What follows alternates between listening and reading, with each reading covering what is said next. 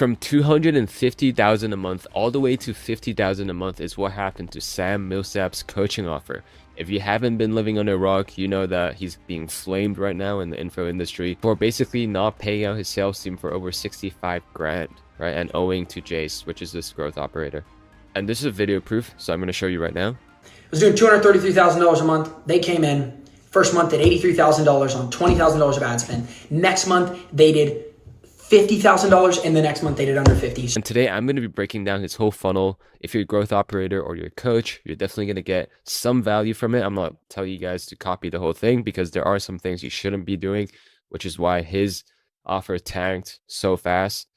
Why you should listen to me, because I have actually done this for other coaches. I've scaled other coaches and creators to 6-figure months. And by the way, if you guys are still watching this right now, you're still pretty early to my channel. It's pretty small right now. I only have a couple hundred subscribers, but feel free to, show some support, show some love, give me a subscribe, and also give me a comment. So let's get straight into it. There are 3 steps to scaling a coaching business. This: attract, nurture, and convert. Number 1, attract. You need to have eyeballs on your offer. If you have a great product but no one will see it, how are you going to make money, right? Step 2 is nurturing that attention, so that we can get people to know, like, and trust you more. The more time people spend with you, whether that's on long form content or even Instagram reels, they get to know you more and they trust you more. And third thing is actually converting. So we're going to use, for example, Instagram or a DM or book calls, sales calls to actually convert all this attention into high ticket clients. Step 1 is attracting. So you want to get attention and eyeballs. Instagram is by far the best platform for converting high ticket clients. And Instagram is a really good platform just for attention. So from Sam Millsap, his TikTok is pretty identical to his Instagram. So Sam Millsap used to have a good bio where he showed off his, what he does, his authority. So showing some numbers, I've generated XYZ. And then he also does a DM. Okay, so a CTA at the very end. So that's a very good framework. And then as for the highlights, I do feel like this is a bit much overwhelming for people. So you want to see your Instagram page as like a resume and as a first impression, right? This is called above the fold. So you have your bios here, highlights here, and then you have your pinned posts. This is the first thing that people see when they hop on your page. Okay, so above the fold, this is really important, and you don't want to overwhelm people with a lot of highlights, especially if they're just Q&As and a lot of different things. Just have client results as your highlights, and then have a start here highlight. A start here highlight is basically a story sequence showing off kind of like your transformation, how you go from A to B, your aha moment in the middle, right? Your aha moment, and then a CTA at the end, right, to DM you. Story sequences.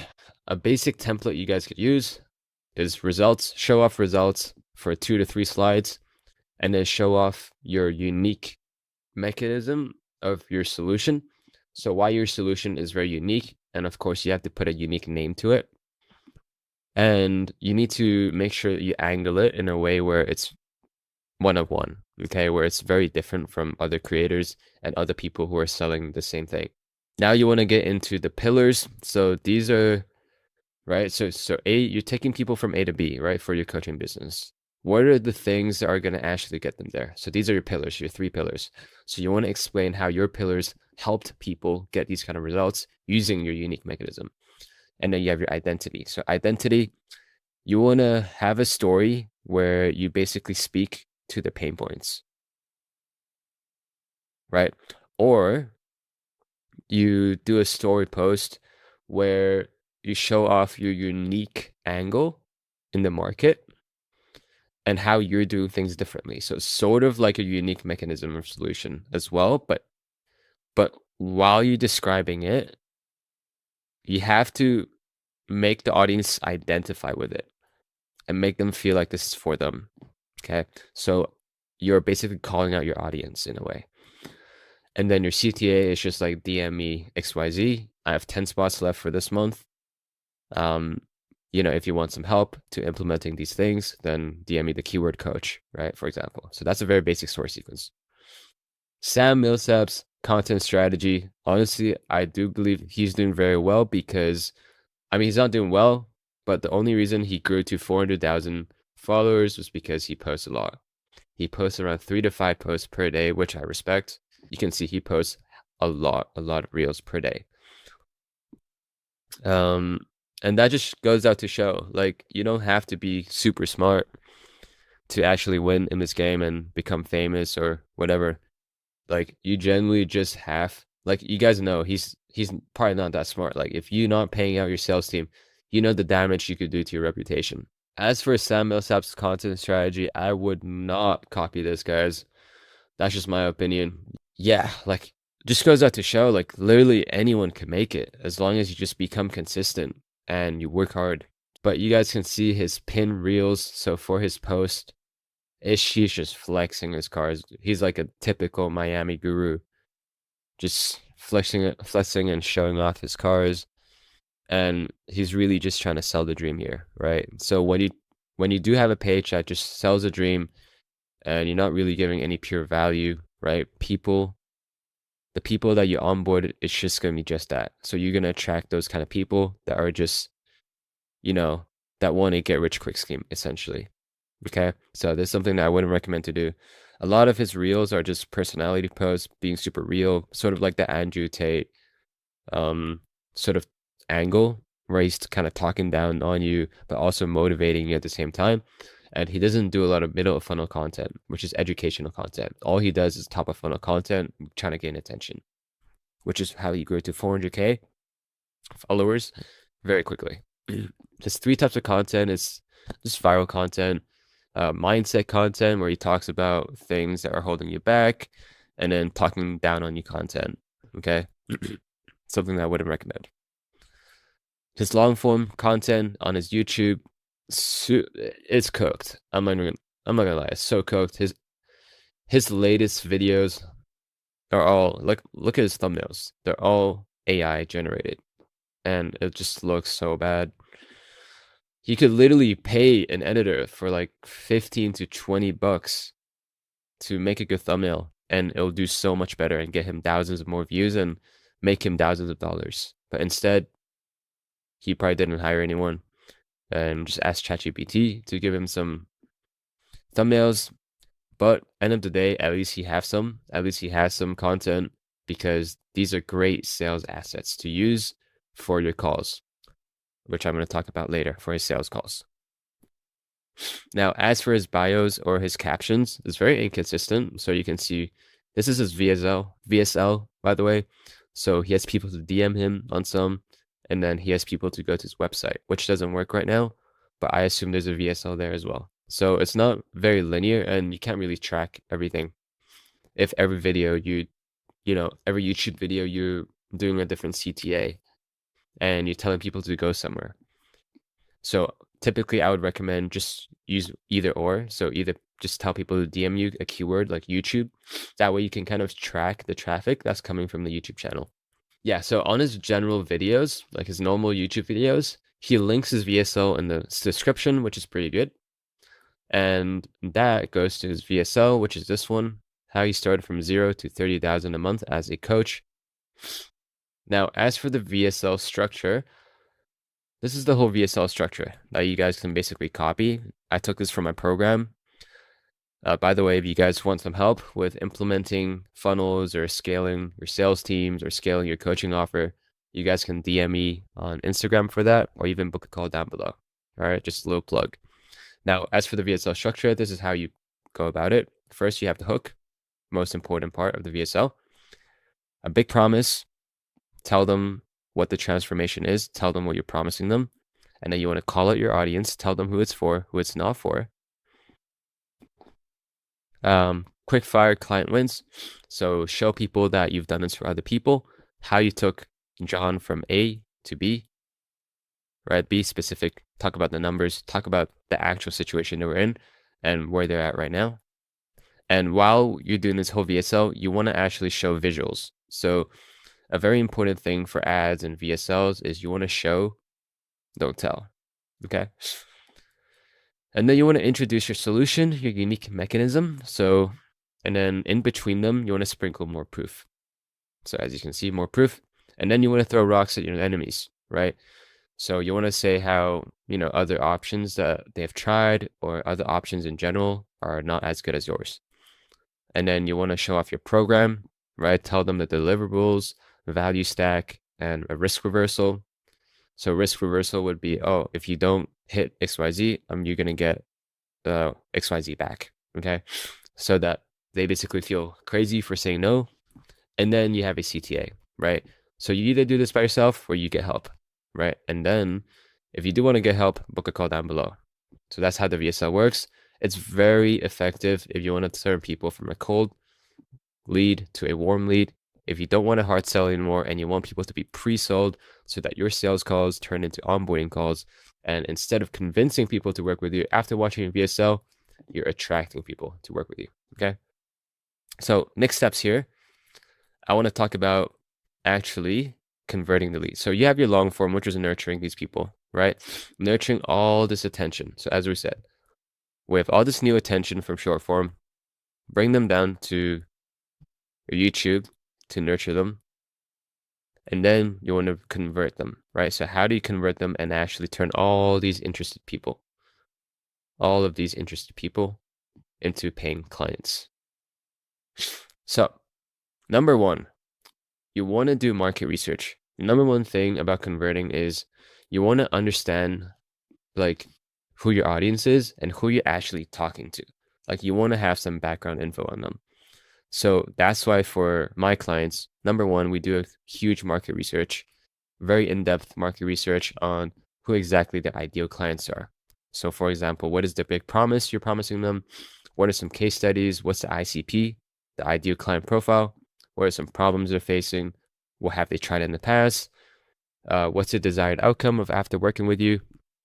What is your specific process of taking them from the desired from the current situation to the desired situation?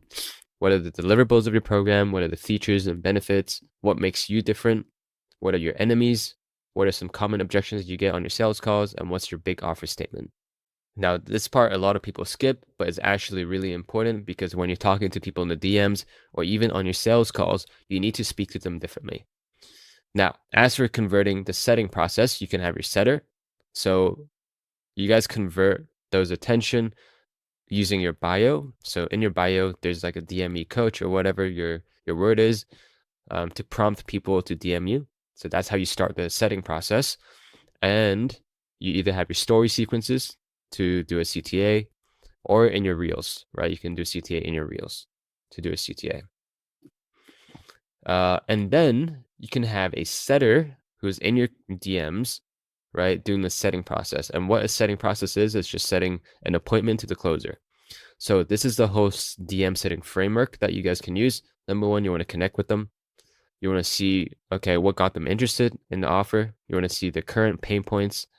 And then you want to see where they're currently at in regards to those pain points. And then you want to see where they want to get to. And then you want to financially and time qualify them. So how much have you set aside, or are you ready? Are you stable financially to make an investment in yourself? And then for time qualify, you want to gauge their intent and how urgent this is for them. Okay. And then you pitch the closing call. And then after you pitch the closing call, let's say you book them, you want to continue rapport. So this is an important detail that a lot of setters miss, which is continuing the conversation, even though you guys already booked them. This is to seem more natural and to seem more human-like. That way you don't seem like a bot. People hate talking to robots. Okay. Now, after you book them, this is a pre-call process used for a lot of my clients and a lot of people use as well in the space. Basically, once you book in, you want to send some sales assets in the group chat. So you can send a pre-call video and a personalized testimonial. For example, these YouTube ones. Okay. So I believe Sam has a testimonial as well with one of his students. So you can send that in the DMs after people book. Straight away, when people book, you want to have a closer quickly call them to kind of triage them and introduce themselves and confirm that they received an email invitation. So over here. And then the closer should send a personalized resources to them based on their form and the application that they filled out, or at least within the DM process, right? Because the DM setter should do a form as well, right? After setting a post DM form with all the information about the conversation that they had right here. So the closer should look at this form, analyze it, and then in the triage call, right, kind of build more rapport, send resources that are more personalized that will actually give them value, and then send another personalized room like before the call, just telling them like, hey, looking forward to speaking with you. If you have any questions, let me know. Just building some more rapport. And as for the automated text and emails, you want to confirm, send them a confirmation email, 24 hours. You want to send them a testimonial, 6 hours, some case studies that handle some objections, in 1 hour, some more case studies, and then 5 minutes, a reminder. Okay. You guys can do this for both text and email. For emails, I would do more than this just so that we can actually hammer them with more resources and to turn them from a cold lead to a warm lead, to a hot lead, to a sold lead. Okay. And then during the sales call, if they no show, closer should dial them 3 times and then send them an email to hop on. If they no show again, the setter should dial them every single day for like 2 to 3 weeks or even forever. And then you put them in a nurture sequence for 30 days where you just send them a lot of value emails. Okay. Now, 20% of your sales calls should actually close. If they're organic, should be around 40%. If they don't close, you put them in a 3-month email sequence. If they do close, voila, you guys just made some high ticket money, 3 to 5K, right, for your coaching program, or even more. Now, the last part of this is actually the sales system. So you want to make sure everything is being tracked so that you can actually scale confidently, right, with the team, whether it's with paid ads or even more organic. Because knowing your numbers is very important to scale, right? So communication between sales team is key. So this is what we do for, our sales teams. We basically build them a Discord channel, and you have all the necessary categories and channels for the sales team. And then as for tracking, every lead is going to be tracked properly. And this way you guys can see a holistic view on your closers, on your setters, on your DM setters. And if they are, doing their inputs, and, you want to see if they're actually performing well in your sales team. Okay. And the last step here is just scaling. Now, as for this funnel, guys, this is a very good funnel, but as for its content strategy, I probably wouldn't recommend it because I never stand by like flexing your Lambos and your STOs and your cars. I do believe you guys can still make a lot of money without flexing, right? And trying to become a guru. So if you want to hear more about that, honestly, just subscribe and keep watching my content. I'm going to be talking about how a lot of gurus have less than 2,000 or even 3,000 subscribers, and they're spending very little on ads, but they're still making 100 grand a month. And if you want to actually scale to 100K per month, also book a call down below and DM me on Instagram. You guys can DM me the word 100K. But other than that, appreciate you guys watching.